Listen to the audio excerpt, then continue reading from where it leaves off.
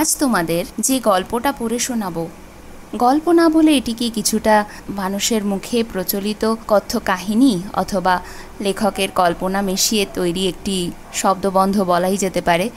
আজকে যে ঘটনা পরম্পরা তোমাদের শোনাবো সেখানে মহর্ষি এবং কবিগুরু গত হয়েছেন। তার পরের একটি ঘটনা, জোড়াসাঁকোর ঠাকুর বাড়িতে নাকি শোনা যায় মহর্ষি ও কবির ছায়া দেখা যায়। আজকের গল্প, মহর্ষি ও কবির ছায়া দেখা গেল জোড়াসাঁকোর ঠাকুর বাড়িতে। রচনা বারিদবরণ ঘোষ। জোড়াসাঁকোর ঠাকুর বাড়িতে তো রবীন্দ্রনাথের জন্মোৎসব অথবা নানান অনুষ্ঠানের সুবাদে অনেকেই যান।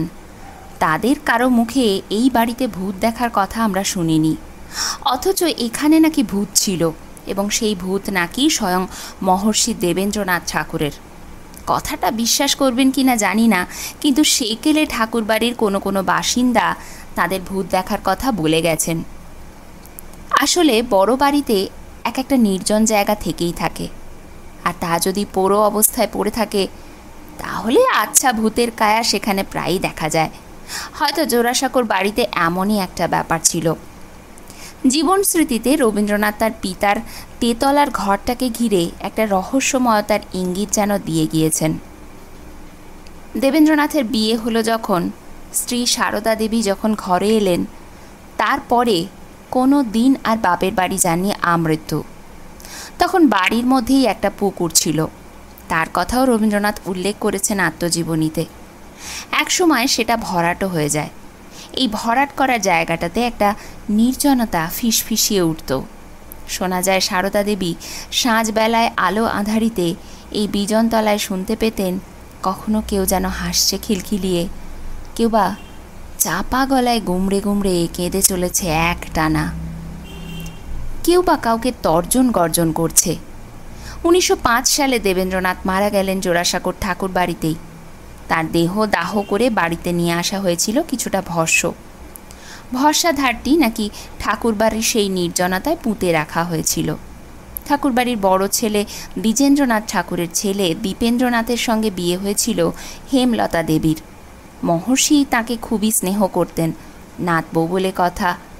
হেমলতা দেবী নাকি ঠাকুরবাড়িতে সেই দাদা শ্বশুরের প্রেত স্বচক্ষে দেখেছিলেন।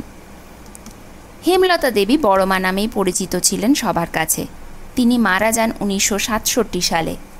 1952 সাল নাগাদ তিনি এই অশরীরী দেবেন্দ্রনাথকে দেখেছিলেন। জোড়াসাঁকোর এই বাড়িতে পরে রবীন্দ্রভারতী বিশ্ববিদ্যালয় প্রতিষ্ঠিত হয়।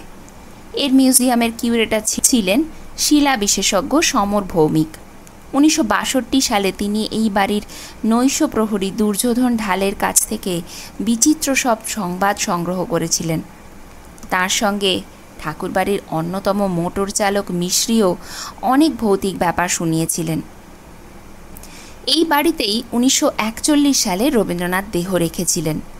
এরা দুজনেই নাকি অশরীরী রবীন্দ্রনাথকে স্বচক্ষে প্রত্যক্ষ করেছিলেন। শুধু রবীন্দ্রনাথকে একা নয়, দেবেন্দ্রনাথের অপচ্ছায়াও।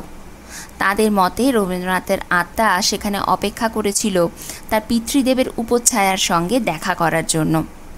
মহর্ষি প্রেতাত্মা নাকি এদের দুজনকেই জিজ্ঞাসা করেছিল, ও আসেনি, অর্থাৎ রবীন্দ্রনাথের প্রেতাত্মা। পরে নাকি এখানে বেশ কয়েকটা কঙ্কাল আবিষ্কৃত হয়েছিল খোঁড়াখুঁড়ির সময়। 50 বছরেরও বেশি সময় পার হয়ে গেল তারপর। আমরা যারা রবীন্দ্রনাথকে দেখিনি তারা কি তার প্রেতাত্মাও আর দেখতে পাবো না কোনো দিন?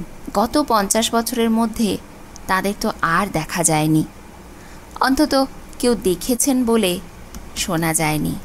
এই প্রসঙ্গে আরও একজন খ্যাতনামী মানুষের ভূত দেখার অভিজ্ঞতা এখানে পড়ে শোনাচ্ছি সুচিত্রা মিত্রের ভূত মুখে বরফের কুচি চড়িয়ে গেল শীর্ষক কাহিনীটি। ভূত আছে কি না আছে এমন কথা বলতে চাই না, কারণ ভূত বললেই মনে হয় গল্প কথা, কিন্তু স্পিরিট বলে কিছু একটা আছে এটা আমি বিশ্বাস করি। আর এই নিয়ে তো গবেষণা চলছে, কিন্তু সেই কথা থাক। আমার জীবনে কয়েকবার যে অদ্ভুত ঘটনা ঘটেছিল তারই একটা বলি। বিশ্বাস অবিশ্বাস করা সে আপনাদের মর্জি। বহু বছর আগে 1945 থেকে 46 সাল হবে। আমি বিএ পড়ি স্কটিশ চার্চ কলেজে। গান গাই, ছাত্র রাজনীতি করি, টিউশন করি, আড্ডা মারি। এমনই বয়স তখন। সময়টা ছিল শীতকাল। কলেজের শেষে পার্টির সেল মিটিং ছিল গোয়া বাগানে এক ছাত্র নেতার বাড়িতে। সেখান থেকে যখন পথে নামলাম তখন বিকেল 6:30 হবে। কিন্তু শীতের বিকেল তো, তাই অন্ধকারটা নামে তাড়াতাড়ি। গোয়া বাগানের কাছে সাহিত্য পরিষদ স্ট্রিট। সেখানে আমার এক সহপাঠিনীকে ইকোনমিক্সের একটা বই, কিছু নোটস দিয়ে বাড়ি ফিরব এমনই বলা ছিল বাড়িতে। এখনকার কথা বলতে পারি না, কিন্তু তখন সাহিত্য পরিষদ স্ট্রিট ছিল খুবই সরু আর নোংরা। যাই হোক, বন্ধুর বাড়িতে কাজ এবং আড্ডা সেরে যখন রাস্তায় বেরোলুম তখন রাত প্রায় 8:30। বাড়ি ফিরলে কপালে বকুনি আছে নির্ঘাত, ফলে জোর কদমে হাঁটা শুরু করলাম। ওই সাহিত্য পরিষদ স্ট্রিট ধরে এঁকে বেঁকে কিছুটা এগোলেই কর্নওয়ালি স্ট্রিট, তারপর 2B বাস ধরে ভবানীপুরের বাড়িতে। তখনও কলকাতা শহরে কিছু রাস্তায় গ্যাসের আলো জ্বলত। সন্ধ্যার একটু আগে কাঁধে মই নিয়ে লোক এসে গ্যাস জ্বালাতো, আবার ভোরবেলা ওইভাবে এসেই নিভিয়ে যেত। এই রাস্তায়ও গ্যাসের আলো। একে শীতের রাত্রি, তাই গ্যাসের আলো। পথটা খুব আলোকিত নয়। একটা গ্যাস পোস্ট থেকে আর একটা দূরত্বের মধ্যে শীতের রাতে ধোঁয়াশা এবং ঘন অন্ধকার জমাট বেঁধেছিল। একটু হয়তো অন্যমনস্কই ছিলাম। হঠাৎ মনে হলো কে জানি আসছে। তখন চুরি ছিনতাই এসবের হাঙ্গামা ছিল না, তাই সেই ভয় আমার হয়নি। কিন্তু পেছনে সে আসছে এই বোধ হতেই গা ছমছমিয়ে উঠল। আমি ভীতু, এই বদনাম আমার নেই। ছোট থেকেই আমি ডাকা বুকো, কিন্তু সে রাত্রিরে কী যে হলো, ঘাড় ফিরিয়ে পেছনে দেখব তাও যে পারলাম না। মনে হলো ঘাটটা যেন স্ক্রু দিয়ে আটা। হাঁটার বেগ বাড়ালাম। একটা গ্যাস পোস্ট পেরিয়ে পড়লাম জমাট অন্ধকারের কবলে। আর ঠিক সেই সময় পেছনের প্রাণীটি হনহনিয়ে আমাকে পেরিয়ে চলে গেল। ওরে বাস, কি ঠ্যাঙা! আপাত মস্তক সাদা কোনো কাপড়ে জড়ানো, বোধ করি শীতের জন্য। আর পাশ দিয়ে যখন গেল তখন যেন মুঠো মুঠো বরফের কুঁচি আমার ওপর ছড়িয়ে পড়ল। আমি দাঁড়িয়ে পড়লাম। চোখ দুটো রইল সামনের গ্যাস পোস্টের দিকে। প্রাণীটিকে ওই আলোয় আর একবার দেখার ইচ্ছে ছিল, কিন্তু ওমা, গ্যাসের আলোয় যাবার আগেই প্রাণীটি কোথায় উবে গেল। উবে গেল বলছি এই কারণেই যে তাকে আলোর তলায় আর দেখলাম না। যুক্তি দিয়ে মনকে বোঝালাম হয়তো কোনো বাড়িতে ঢুকে গেছে, নয়তো বা আশপাশের কোনো গলিতে। জোরে হাঁটা শুরু করলাম, কিন্তু কোথায় কি? আমার বাঁ পাশে একটা খাটাল, ডান পাশে একটা বাড়ির উঁচু টানা দেওয়াল, এছাড়া কোনো বাড়ির দরজা বা সরু গলি নেই। তারপর বুকে ধকধকানি মাথায় বয়ে কেমন করে যে বড় রাস্তায় এসে পড়লাম তার মনে নেই।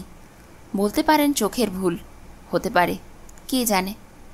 যেমন ধরুন না কেন, এই যে সারাদিন কাজের পর রাত 12টায় টেবিল ল্যাম্প জেলে যখন লেখাটা লিখছি, মনে হচ্ছে কে যেন ঠিক আমারই পিছনে দাঁড়িয়ে কি লিখছি পড়ছে।